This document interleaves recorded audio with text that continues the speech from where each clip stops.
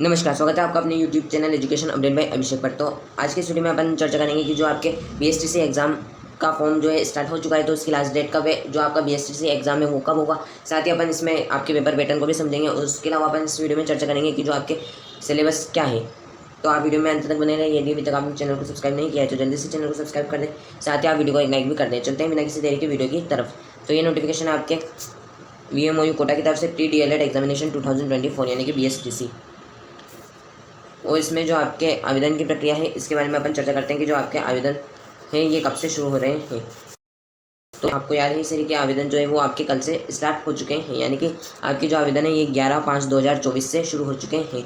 और इसके आवेदन की जो अंतिम तिथि है वो कब है, तो आवेदन की अंतिम तिथि है 31/5/2024, यानी कि आप 31 मई तक जो है इसके फॉर्म भर सकते हैं। और इसमें आपका जो एग्ज़ाम है वो कब होगा, तो 30 जून को जो है इसका आपका एग्ज़ाम होगा। तो इस प्रकार से था ये एग्ज़ाम।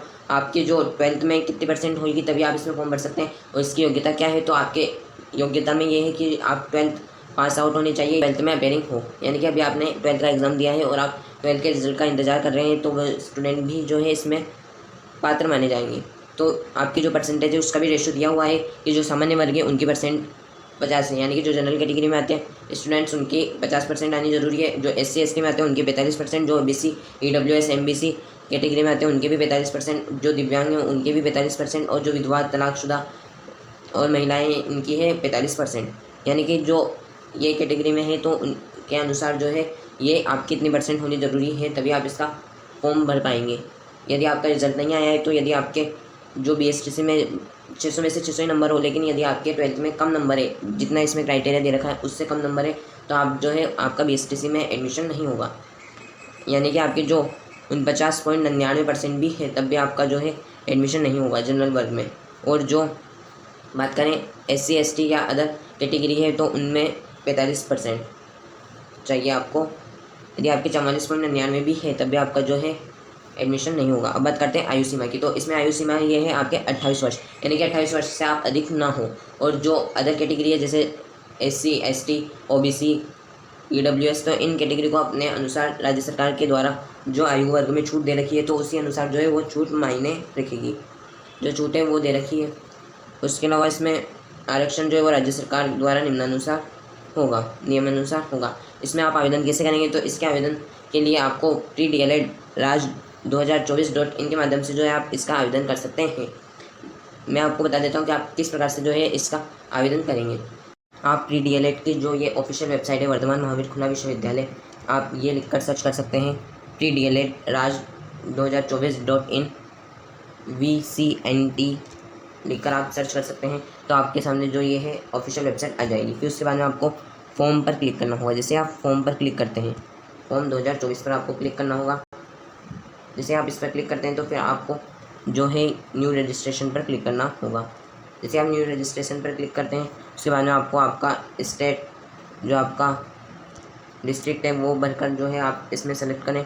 और फिर आप अपनी जो है जनरल डिटेल भरकर आप इसका फॉर्म इस प्रकार से भर सकते हैं। या तो आप इसका फॉर्म खुद भी भर सकते हैं या आप ई मित्र के माध्यम से भी इसका फॉर्म जो है वो भर सकते हैं वेबसाइट के माध्यम से। मैं आपको इस वेबसाइट का लिंक जो है वो डिस्क्रिप्शन में दे दूँगा। वो कितने रुपए हैं, तो आपके ऑनलाइन आवेदन की शुल्क है 450 रुपये। ये कब है, जब आप हिंदी या संस्कृत दोनों में से किसी एक भाषा को चुनते हैं। और यदि आप हिंदी और संस्कृत दोनों ही भाषा को चुनते हैं तो आपकी जो फीस है वो 500 रुपये होगी। अब बात करते हैं इसके सिलेबस को लेकर। तो आपके इसके सिलेबस में एक तो आएगी आपकी मानसिक योग्यता यानी कि रीजनिंग, और आपके आएगा राजस्थान की सामान्य जानकारी यानी कि राजस्थान GK, शिक्षण अभिरुचि, और अंग्रेजी और हिंदी के जो प्रश्न हैं वो आएंगे आपके। यानी कि ये पेपर आपका होगा 600 नंबर का। ये पेपर आपका पूरा ऑब्जेक्टिव बेस्ड होगा और आपका OMR शीट पर पेपर होगा।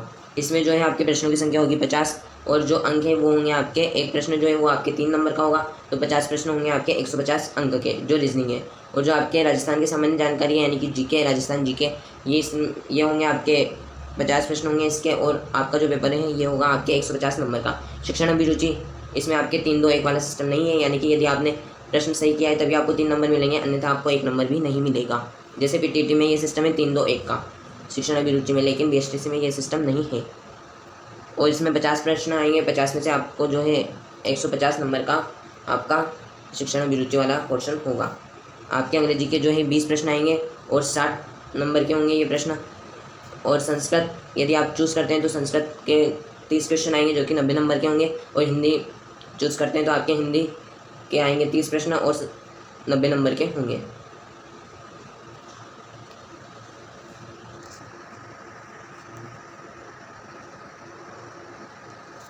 और ये प्री डिलेट का जो सिलेबस है ये इस प्रकार से दिया हुआ है। आपकी जो मानसिक योग्यता है इसमें 50 प्रश्न आएंगे जो कि होंगे आपके 150 नंबर के। इसमें आपके रीजनिंग आएगी, एनोलॉजी आएगी, उसके अलावा आपके विश्लेषण आएंगे, रक्त संबंध आएंगे, विभेदीकरण आएगा, तार्किक चिंतन आएंगे। तो इस प्रकार से जो आपके रीजनिंग में कोडिंग डिकोडिंग, तो इस प्रकार से आपके रीजनिंग में टॉपिक्स आएंगे। उसके अलावा बात करें आपके राजस्थान की सामान्य जानकारी, तो इसमें आपके राजस्थान का इतिहास आएगा। उसके अलावा आपके राजस्थान की जो राजनीति है वो आएगी। आर्ट एंड कल्चर आएंगे जिसमें आपके लोक देवता, लोक देवियाँ, दुर्ग, तो इससे संबंधित प्रश्न आएंगे। उसके अलावा आपकी जो इकोनॉमिक आएगी और लोक जीवन आएगा, सामाजिक पक्ष, भौगोलिक पक्ष, पर्यटन पक्ष। तो इस प्रकार से जो है आपके जीके का सिलेबस होगा। अब बात करते हैं शिक्षण अधिगम। शिक्षण अधिगम क्या है? इसमें आपसे जो है सामान्य से प्रश्न पूछे जाएंगे और नेतृत्व गुण, क्रिएटिविटी यानी कि सृजनात्मकता और सतत मूल्यांकन, सामाजिक संवेदनशील, व्यावसायिक अभिवृत्ति। तो इस प्रकार से है इसका सिलेबस। जी का सिलेबस है उसमें आपके कॉम्प्रिहेंशन यानी कि पैसेज टाइप के क्वेश्चन आएंगे। उसके अलावा आपके वोकेबलरी बेस्ड आएंगे, antonym, synonym, word submission, spelling errors और नरेशन, प्रीपोजिशन, टेंस, एक्टिव और sentence, connectives, correction of word. तो इस प्रकार से जो आपका इंग्लिश का सिलेबस है जिसमें आपके 20 प्रश्न आएंगे जो कि होंगे आपके 60 नंबर के। और यदि आप संस्कृत को चूज़ करते हैं तो आपका संस्कृत का पेपर होगा। तो संस्कृत में आपके स्वर, व्यंजन, धातु रूप, संस्कृत में आपके स्वर, व्यंजन, धातु रूप, समास, संधि, उपसर्ग, प्रत्यय, लिंग, वचन, विभक्तियाँ, कारक ज्ञान और आपके पर्यायवाची शब्द, विलोम शब्द। तो इस प्रकार से जो आपका संस्कृत का सिलेबस है। और जो आपके हिंदी के सिलेबस में क्या है, तो हिंदी में आएगा आपके पर्यायवाची शब्द, विलोम शब्द, शब्द युग्म, वाक्य विचार, शुद्धिकरण, मुहावरे, लोकोक्तियाँ, संधि, समास, उपसर्ग, प्रत्यय, वाक्यांश के लिए एक सार्थक शब्द। तो इस प्रकार से जो है आपका ये 90 नंबर के आपके हिंदी के जो है ये क्वेश्चन आएंगे यदि आप हिंदी को चूज़ करते हैं तो। अगर आप संस्कृत को चूज़ करते हैं तो आपके 90 नंबर के ही संस्कृत के प्रश्न आएंगे। तो इस प्रकार से था ये आपका सिलेबस पैटर्न। आपको अभी जो वर्तमान समय में आपका जैसे एग्ज़ाम नज़दीक है तो आपको किन विषय पे अधिक ध्यान देना चाहिए, तो आपको जो हिंदी, इंग्लिश और जो आपके रीजनिंग है तो इन पर आपको अधिक ध्यान देना चाहिए, ताकि जो ये सब्जेक्ट है इनमें आप आसानी से जो नंबर है वो अचीव कर सकते हैं और आपके इसमें नेगेटिव मार्किंग नहीं होगी किसी भी प्रकार की कोई। तो इस प्रकार से ये है आपका सिलेबस। यदि आपको वीडियो इन्फॉर्मेटिव लगी है तो वीडियो को करें लाइक, और चैनल पर नए तो चैनल को आज ही करें सब्सक्राइब, ताकि आपको इसी प्रकार से जो इन्फॉर्मेटिव वीडियो वो मिलती रहे। मिलते हैं नेक्स्ट वीडियो में नए टॉपिक के साथ, तब तक के लिए धन्यवाद।